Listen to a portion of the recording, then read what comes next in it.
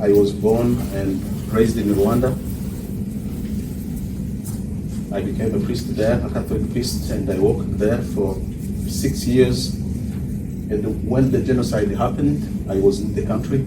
I was still a seminarian, but after I finished my studies and became a priest, I tried to work as I could in the country, mainly about the reconciliation. But after 5 years, I was very, very tired. I had to go outside the country as a refugee in France. Still now I live in France. And in meanwhile, I tried to do many things, to do studies in philosophy, in law, and in 2013, we tried to launch a political party, even if I was a priest. I asked to my bishop to let me some time to be free and do something useful. So I wanted really to be in politics in order to try to help as I can. So since that time, I tried something very special, and that thing was to go back to Rwanda to become a presidential candidate. In 2017, I tried, but I was prevented from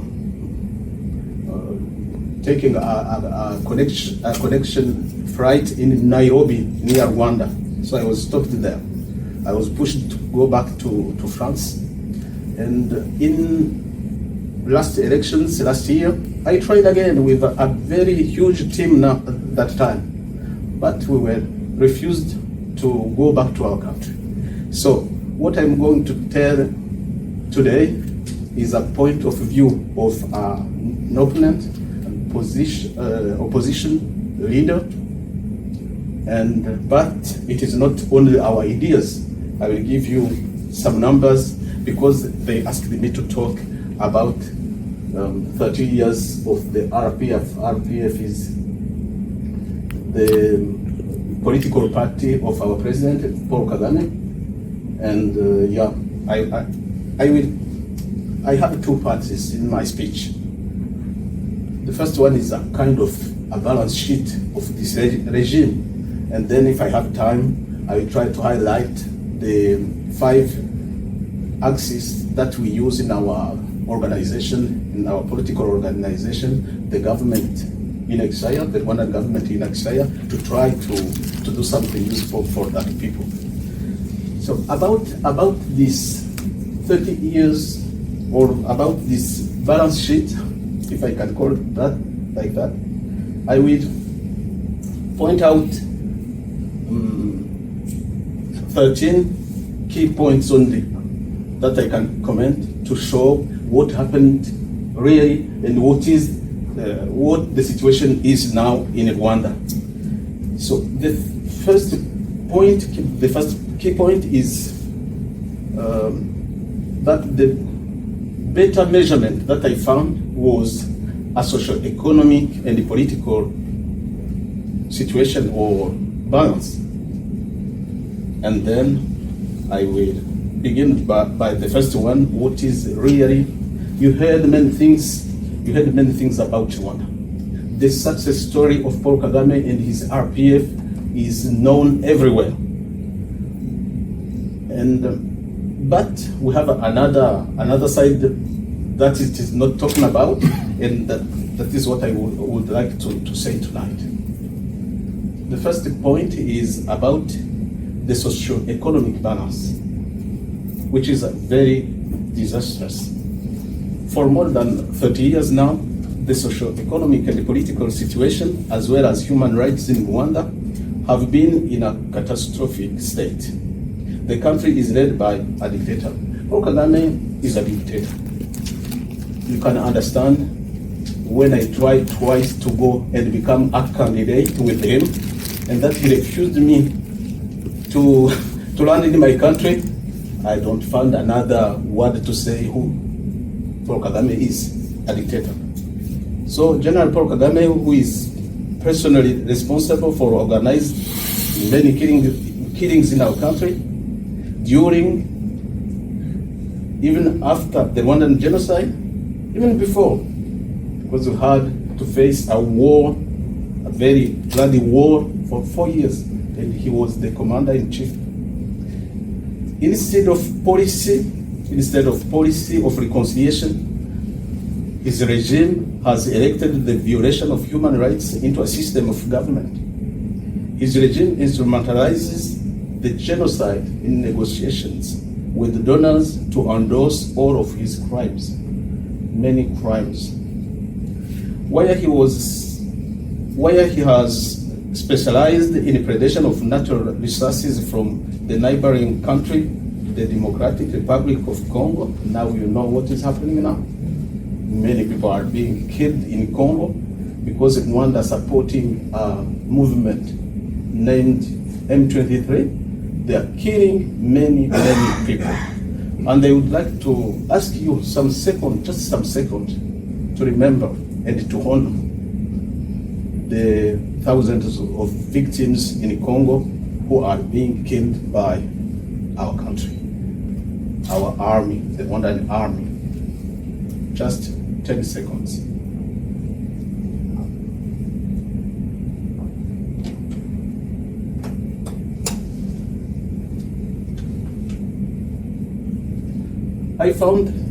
Thank you. I find that our regime, Paul Kagame's regime, have been dishonest towards its international partners, because the Rwandan government spread lies that are cleverly orchestrated and relayed by international media that make Rwanda appear as one of the best governed and safest countries, with Kigali, the capital, as a showcase. Kigali the Clean, you may know, maybe you know that. Kigali the Clean, where ordinary Rwandans seeking to earn a living are excluded, particularly through street trading activities. The second key point is, the second one is something that is known on the other side about economy data. For us, there were many manipulation of economic data. In opinion of several researchers and informed observers, the Rwandan miracle, what they said about Rwandan miracle, symbolized by the showcase that it is the capital Kigali, is nothing but a mirage. The state propaganda relayed by the mainstream media, non-governmental organizations, and donors who benefit from it just as much, in no way reflect the life of real society on social, economic, and cultural levels. The successes claimed by the government propaganda in terms of human development, mainly the complete coverage in health insurance, electricity, and water, are based on manipulation of statistics, denounced by several researchers and international institutions. The falsification of statistics aim to hide a disturbing reality of a highly unequal rent economy, incapable of creating an environment conducive and inclusive growth, reducing poverty, creating jobs for young people, and ensuring food security for the population. Several experts claim that the Rwandan government tends to inflate the growth rates achieved in the gross domestic product, GDP, to considerably reduce the real rates of poverty or inflation, or even to hide the serious food crisis during severe droughts, in order to smooth its image with donors, mainly the United States, the United Kingdom, and the European Union, whose regime in power benefits from total and very active protection. There is a notable contradiction between the figures published by the Rwandan National Statistics Office on the growth of the population's standard of living, the real GDP per capita of around 773 at the market exchange rate, and the low purchasing power of Rwandans. Contradiction, of course. Yeah. The official statistics presented by the Rwandan authorities no longer have any credibility, so much so that some international experts no longer give them any credit. Based on various statistics, a Belgian international expert concluded that extreme poverty had increased by 6 percentage points between 2010 and 2014, from 94.9% to almost 51%, while the authorities announced a significant drop to 39.1% despite the drawout. A former World Bank expert testified in an article that the Rwandan authorities had decided to destroy all the information collected on site during a major study on poverty, following pressure from regime and before any analysis of the data was carried out. These data manipulations tarnish the assessments of progress made. Here is the third key point. It is a disturbing reality. And that disturbing reality is that Rwanda economic miracle is really a mirage. Rwanda's development is weighed down by the low level of education and human capital, economic and financial repression, poor management of public finances, persistent conflicts with neighbors, a private sector largely dependent on public authorities, an upward and worrying debt trajectory that has gone from 18% of GDP in 2008 to 73.5% in 2023. Understand, this is very important to know. The narrowness of the domestic market and extreme weather events. Furthermore, the Rwandan economy is subject to strong land pressure, of course. It is the most densely populated country in continental Africa with more than 500 inhabitants per square kilometers. The population has doubled in 30 years from 7 million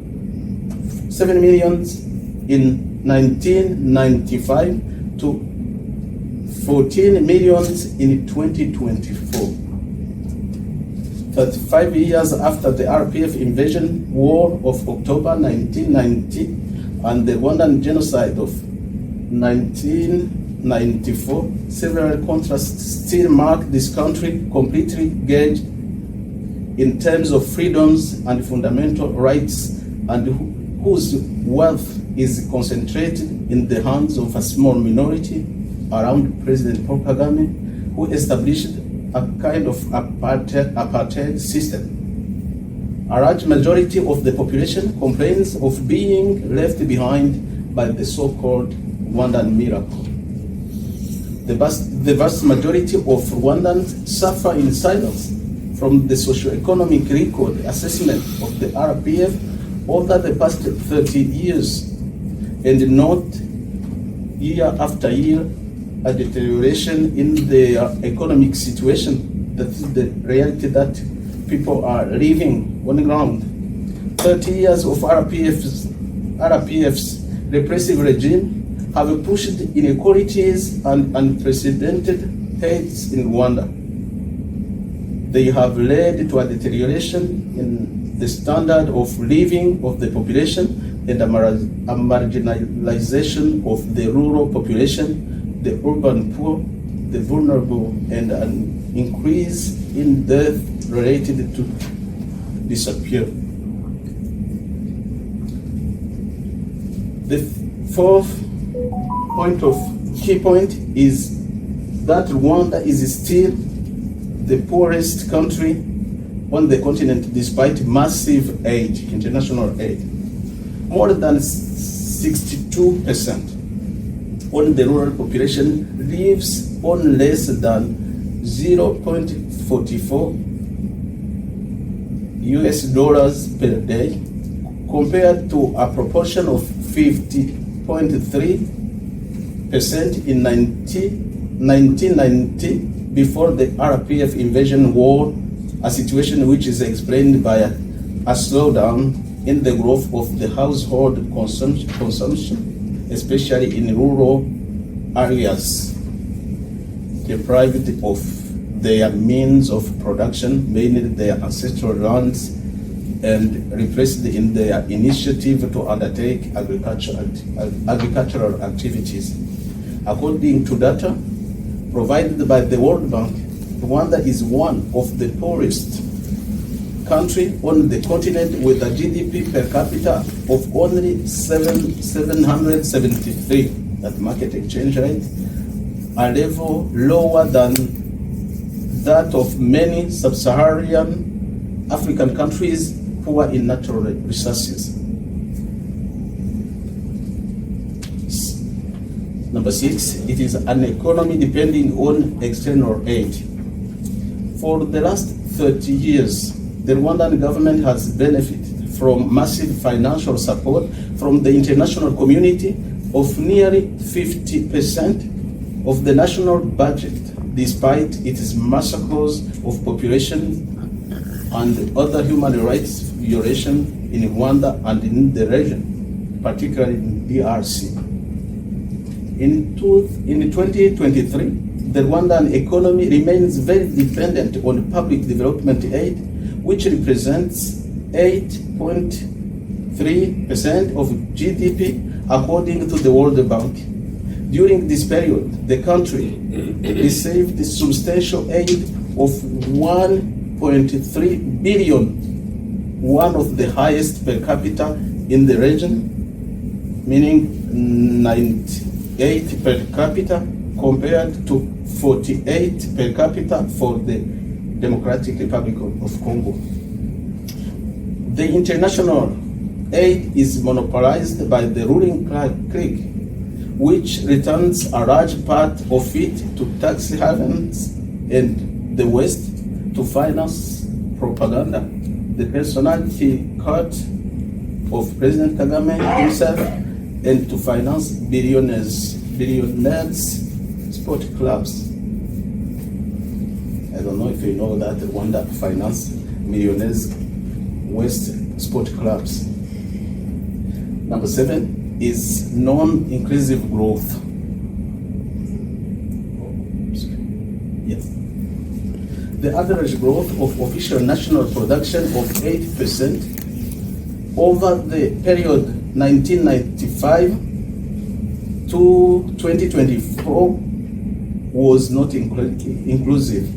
The main objective of Vision 2020 to be classified among middle-income countries in 2020 has not been achieved and remains far away in 2024. I'm sorry. The objective of eradicating poverty is far from being achieved. The majority of Rwandans have no purchasing power. They are simply trying to survive. Despite strong growth shown by national statistics in recent years, this prosperity does not translate into an improvement in the standard of living of the population due to insufficient job creation and low productivity linked to gaps in infrastructure, innovation, and resource allocation. In 2022, the unemployment rate stood at 24.3%, according to data from the National Institute of Statistics of Rwanda. Number 8.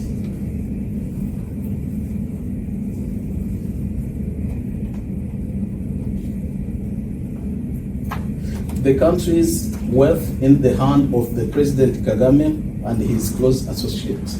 This is very, very serious point. The Rwandan economy has become a rent economy subject to the predation by the family clan of President Paul Kagame and his organization, the RPF. The president and his inner circle are engaged in the plundering of state property, the misappropriation of international aid, aiding to it the profits from the privatization of public companies. Politicians, military personnel, businessmen linked to his group display a luxurious lifestyle, invest in Rwanda and in several African countries such as Central Africa Republic, Zimbabwe, and Congo Brazzaville, and others, in operations bringing considerable profits such as the construction of villas to rent to international institutions, while exporting the bulk of their profits abroad in tax havens and in billionaires sport clubs such as Arsenal, Paris Saint-Germain, Bayern Munich, and Formula One. President Kagame and his political organization, the RPF, exercise control over almost all of the national wealth through the omnipresent holding company of the single ruling party, Crystal Venture, a monopoly in all sectors of the country, which owns all national resources and which grabs all public contracts. The proud presence of this holding stifles any form of competition, often by violent means, and prevents the private sector from expanding and experiencing real growth. In recent years, the Crystal Ventures conglomerate has begun to invest in countries where Kagame has deployed his army, particularly in Mozambique and in the Central African Republic, in the diamond and graphite mining sectors, in fruit juice, in factories, and in the security services. Number 9, one of the most unique economy in the world. This is not enough said. The growth of the Rwandan economy is deeply unequal and operates to the detriment of the poorest urban dwellers and the rural dwellers who are still largely marginalized. In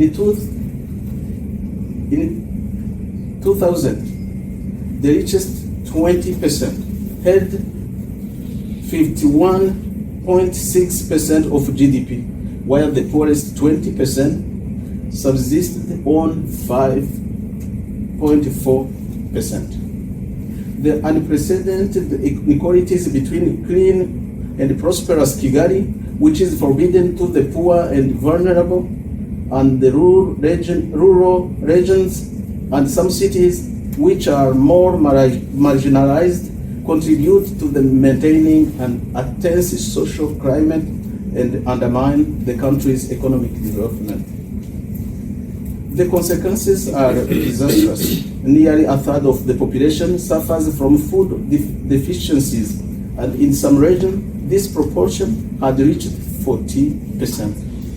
According to the United Nations Development Program, if inequalities had remained at the 1990 level with a growth of 5.8%, the income of the poorest 20% would have more than doubled. These inequalities and the very violent repression that Rwandans face are accompanied by higher rates of depression, anxiety, and other mental health problems. According to the World Happiness Report, Rwanda ranks second to last in Africa, meaning 38th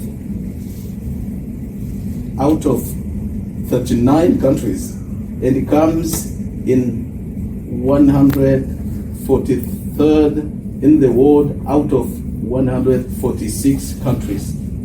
According to the World Bank, the share of the Rwandan population living below the poverty line is around 40, a figure that has been stable since 2014. Many of the poorest in Kigali do not feel welcome in this city that has become a showcase in Africa and for the world, held for the safety and cleanliness of its street.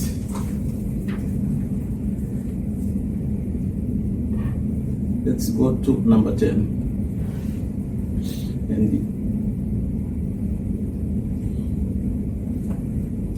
it is another reality. What is a measurement that everyone can see without any effort? It is a galloping debt of out of control and budget deficit. Rwandan public finances show a significant budget deficit of 7.3% of GDP in 2023, after 7.6% of GDP in 2022, while the very heavy debt at 73.4% of GDP has become out of control, driven by the depreciation of the currency given its high external share, example 77% of total debt. This is one of the highest debt to GDP ratios in the region, which with a high risk of other indebtedness. The most worrying thing is that Rwanda is on an upward slope, while the country's debt represented only 18% of GDP in 2008. This meteoric rise in debt demonstrates the inability of Rwandan leaders to adequately manage public finances. Given this observation, one may wonder who benefits from this debt and the massive financial aid paid by donors who felt guilty about what happened during the 1994 genocide. The upward slope is there. Number 11, the currency in free fall, another measurement that everyone can see without effort.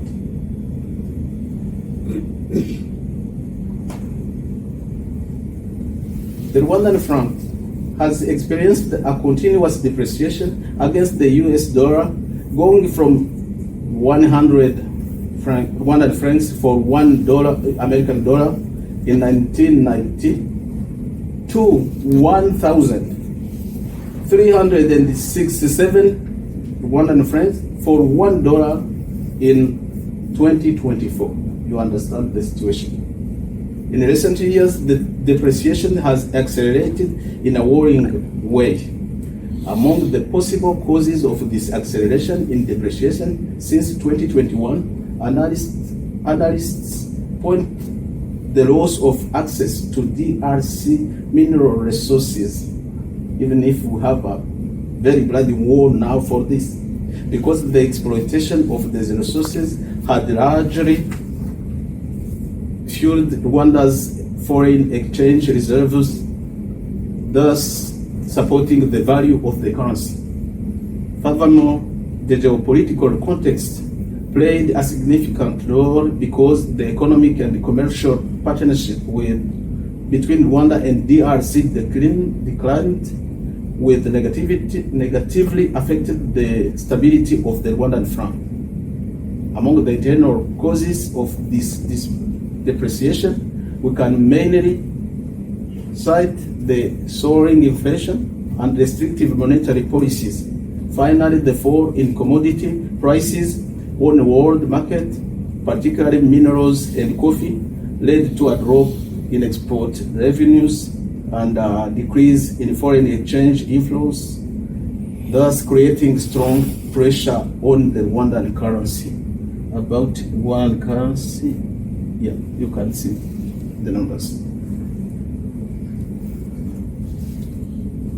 The agriculture sector accounts for 60% of employment and 25% of GDP. It receives only 5% of the budget, half on what the Food and Agriculture Organization of the United Nations recommends. Poverty, particularly in rural areas, persists with a GDP per capita of 773 at the market exchange rate and a Human Development Index of 0.54, below the average for sub-Saharan African countries, placing the country 171st out of 193 countries in the world. So, number 12, and we have brought to the end.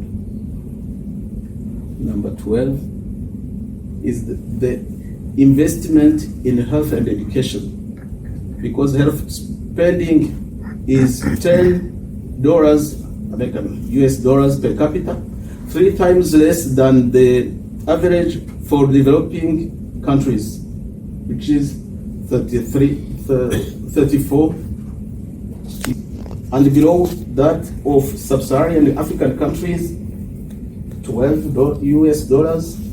Due to poverty, 30% of children in rural Rwanda drop out of school before completing the 4th grade.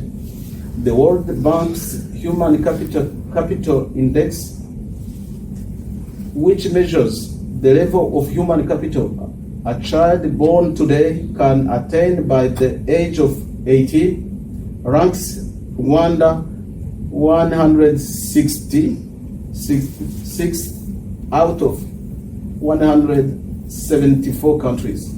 Today, 37 of children under 5 suffer from chronic malnutrition. Yet in 1990, when Kagame attacked Rwanda, the country had achieved food self-sufficiency. And the last key point is exorbitant military spending. With Kagame, the army is the main thing. Military spending accounts for 13% of GDP. Even development aid granted to Rwanda is taken up to 10% to finance repressive agencies, double the share allocated to agriculture. This is what I can say about the situation. Please try to understand me. I seek the best for my country, but the situation is before us. You will not hear many people giving the numbers. I didn't create these numbers, but the numbers are not known really because they hide them. The government of Rwanda pays to hide the reality on the ground. As I'm a politician, with my team, we try to think about what is the best to do. So we think about 5 axes to do something. The first one is reconciliation, social cohesion, defense and security, because we have to restore peace and reconciliation and preventing conflicts inside our country if we want it to continue to exist. I can give details of this, but it is maybe not necessary today. The second axis is economic prosperity, of course. I was telling about the situation nowadays.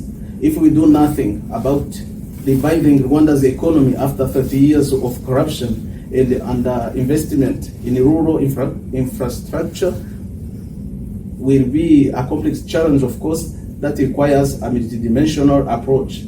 Innovative strategies that we have to implement in order to build and revitalize the economy. I can say many things. We have really details of what we want to do in the country if we have a chance to become the president of that Rwanda, because I'm working on it. really. That is my desire. And my friends, we are really trying to achieve that. Third axis is education, health, and social protection. In the reconstruction of a wounded society like the one-on-one, education and training play a crucial role. They are essential to restore peace, foster reconciliation, and prepare individuals to contribute to economic and social revitalization. Investing in education and vocational training is essential to prepare the workforce for new economic and technological challenges. We have a number of points that we are, and projects that we are going to develop. The fourth axis is the environment and sustainable development, and the last one is a honest, positive, and active diplomacy, because we have a real problem in our country. All the countries around us are our enemies, or we are the enemy of our neighbors, because all actions, all military attack go from our country, from Kagame's regime. So we have a problem with diplomacy. Nowadays, Congo is losing a lot of people killed by Rwanda. And you understand, if we do nothing, our country can be destroyed anytime. Congo is now being organized by a new leader, his president. His allies are trying to go to Congo and to be organized militarily in order to defend that country. And you understand, we think that they are able to do something and to destroy our country. Of course, we try to do our best to be in touch with them and to present ourselves as new leaders. I have a chance to meet the president of Congo, and it was very useful meeting with him, and he knows us now, and he tried to work with us as the next leadership of Rwanda. I thank you for this time that you gave to me.